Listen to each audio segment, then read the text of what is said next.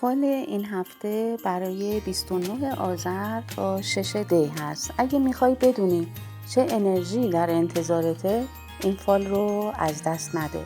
برای اینکه فال دقیق تر بشه، یکی از این 3 حرف رو با حس دلت انتخاب کن.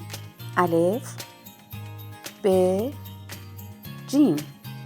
قبل از اینکه انتخاب کنی، لایک کن که فالت به دلت بشینه. آماده ای؟ اگه الف رو انتخاب کردی، این هفته زمان حرکت به سمت خواسته هاته. فراتر از محدودیت هایی که خودت گذاشتی نگاه کن. خبرهای خوبی در راهه.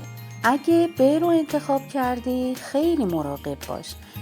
فرصتی پیش میاد که باید با عقلت و احساست به صورت هماهنگ تصمیم بگیری. تعجیل نکن. اگه جیم رو انتخاب کردی، این هفته چالش ها به نفع تو تموم میشن.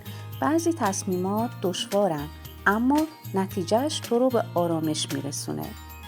الان که فالت رو دیدی، اسم حرفی که انتخاب کردی رو تو کامنت برام بنویس، ببینم چند نفر مثل تو فکر کردن.